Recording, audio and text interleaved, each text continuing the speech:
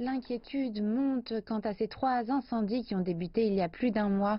Ils menacent la région d'East Gippsland, dont la surface équivaut à la moitié de celle de la Belgique.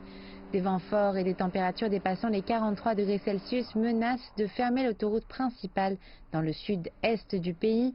Les habitants et les touristes sont priés de partir tant qu'il en est encore temps. La saison des incendies de cette année a commencé très tôt en raison d'un hiver chaud et sec. Ces records de température se sont transformés en crise. La vague de chaleur devrait atteindre de nouveaux sommets aujourd'hui avec des températures dépassant les 40 degrés. La puissance des vents suscite l'inquiétude puisqu'ils pourraient propager les incendies dont certains brûlent depuis plus d'un mois. Si vous êtes en vacances dans la région, il est temps de partir d'ici. Dans l'État voisin d'Australie du Sud, les conditions sont également catastrophiques. Les autorités ont expliqué que de la foudre sèche pourrait déclencher de nouveaux incendies à travers l'État qui vient de traverser son hiver le plus sec en 10 ans.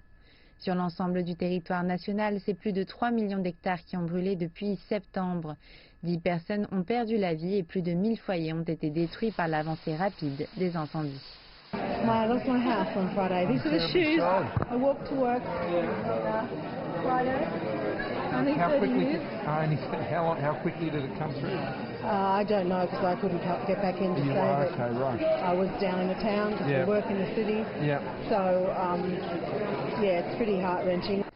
La semaine dernière, 2000 travailleurs des services d'intervention d'urgence luttaient contre une centaine de foyers d'incendie en Nouvelle-Galles du Sud qui a le plus souffert au cours de cette saison. Ces incendies asphyxient les habitants de Sydney depuis plusieurs semaines. Plus tôt dans la semaine, le Premier ministre Scott Morrison a annoncé que les pompiers volontaires de l'État recevraient une récompense financière pour leur travail particulièrement nécessaire en cette saison. Une décision qui a été saluée. Beaucoup de familles sont séparées à cause de ces incendies. Même les personnes qui ne travaillent pas, les retraités, ne peuvent pas fêter Noël avec leurs familles et leurs petits-enfants. Selon les prévisions, les conditions vont s'aggraver à l'approche de la nouvelle année. À Sydney, certains ont appelé à l'annulation des traditionnels feux d'artifice. Mais le gouvernement a fait savoir qu'à moins que la situation ne devienne vraiment catastrophique, les festivités se dérouleraient comme prévu.